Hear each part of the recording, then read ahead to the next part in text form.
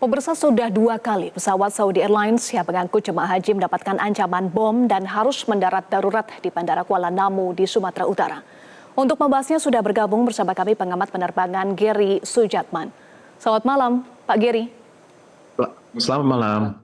Ya, dengan Eva di studio, Pak Gary, sudah 2 kali Saudi Airlines mendapatkan ancaman bom dalam waktu yang berdekatan. Pertama Selasa 17 Juni, kemudian yang kedua hari ini 21 Juni. Apakah menurut Anda ini ada keterkaitan pengirim pesan ancaman yang pertama dan kedua hari ini? Mungkin kalau baru 2 kali ya, mungkin ini yang kedua ini mungkin ada unsur orang yang ikut-ikutan usil ya. Tapi kalau nanti habis ini ada berkali-kali ya, itu tentu akan sangat dicurigai bahwa ini ada sebuah perencanaan untuk mendisrupt ya, penerbangan haji untuk Indonesia.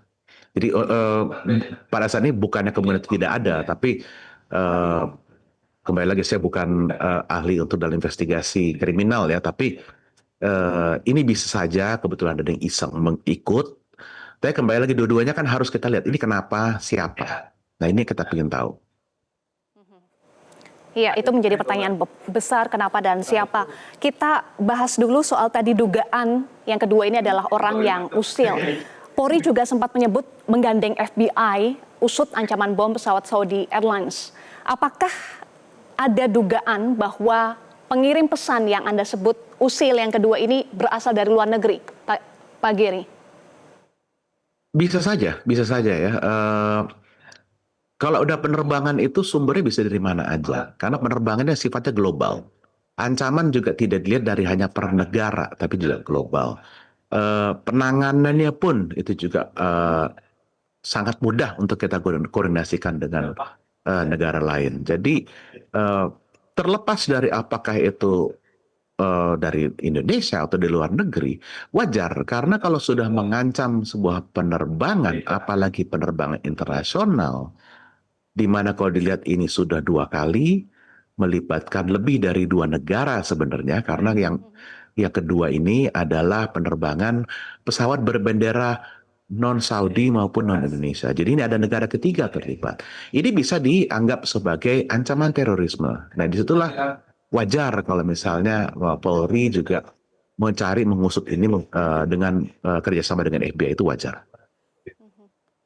Ya, apakah ada motif tertentu, Pak Gary, selain dugaan usil atau iseng di balik ancaman bom yang terjadi 2 kali ini? Kalau di penerbangan kita nggak pernah mau lihat kenapanya. Kita lebih fokus ke bagaimana kita mencegah dengan apa yang ada di ranah kita. Ya kita tahulah semua dari security check sebelum naik ke pesawat, bagasi di scan dan lain-lain. Sampai orangnya pun dicek, make sure tidak bawa barang-barang yang berbahaya ke pesawat.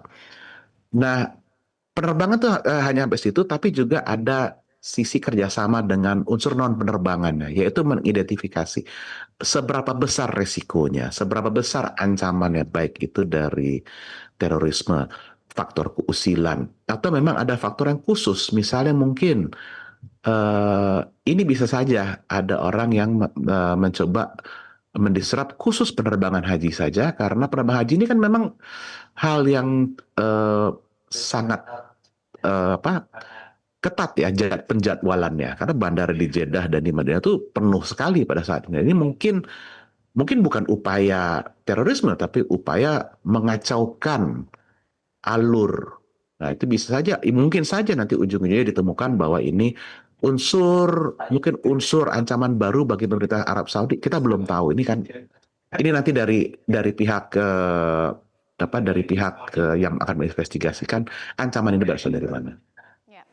Yang paling penting menurut Anda tadi adalah pencegahan dan juga penanganannya ya. Bagaimana prosedur pencegahan dan penanganan yang diterapkan sebuah maskapai usai mendapatkan sebuah ancaman bom, Pak Gary?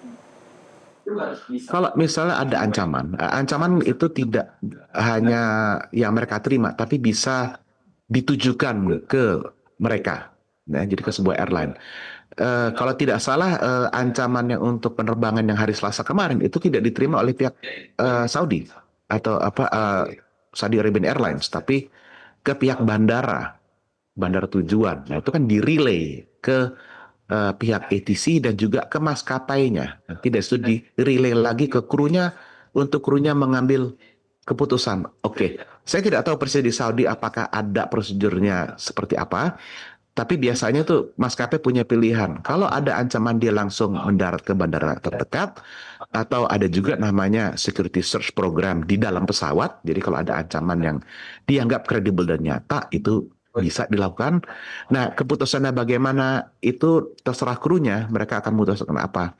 Nah, ada atau tidak proses itu, tapi kita tahu bahwa krunya akhirnya memutuskan untuk oke, kita divert karena mereka sudah lewat Medan yang hari Selasa itu, dan mereka memutuskan untuk lebih aman kita divert ke Medan untuk pesawat dilakukan sweeping ulang dan juga bagasi penumpang dan juga penumpangnya. Karena ini standar ya, kalau misalnya ada ancaman benar atau tidaknya itu akan men-trigger prosedur pesawat di scan, di sweep secara penuh untuk bahan peledak, bom, bagasinya juga, dan juga penumpangnya. Jadi semuanya juga dicek ya. Pak Giri, sudah 2 kali pilot mobil mendarat darurat di Bandara Kuala Namu. Apakah tadi Anda sampaikan ini faktor bandara dekat atau ada faktor lain yang mempengaruhi pemilihan pendaratan darurat? Ini kalau kita lihat kemungkinan besar adalah mereka melihat penerbangan mana yang baru saja lewat India menuju ke Indonesia untuk penerbangan haji. Nah, terus mereka kirimkan ancaman tersebut. Nah, terus ancaman tersebut ya lepas dari India dan Sri Lanka, berikutnya mana bandara yang besar yang mungkin paling lengkap untuk menangani ancaman seperti ya Kuala Namu. Jadi itu kebetulan kalau saya bilang sih. Baik, terakhir singkat saja untuk pencegahan dan juga evaluasi pengawasan penerbangan ke depan, utamanya penerbangan haji, apa Pak Giri? Sebenarnya kalau saya lihat untuk ancaman langsung ya, langkah-langkah yang diambil sudah cukup. Tentu semua pihak baik regulator, airline, dan bandara itu bekerja sama satu sama lain. Mereka melihat best practices apa yang ada, ancaman apa yang ada, metode seperti apa, dan itu mereka koordinasi. Itu baik secara langsung maupun melalui asosiasi industri itu dilakukan. Yang jadi kendala kalau di sini adalah ini dari semua ancaman ini saya rasa ini baru sekali ini ada 2 kali dalam waktu seminggu ancaman terhadap penerbangan haji. Ini benar-benar harus dilihat.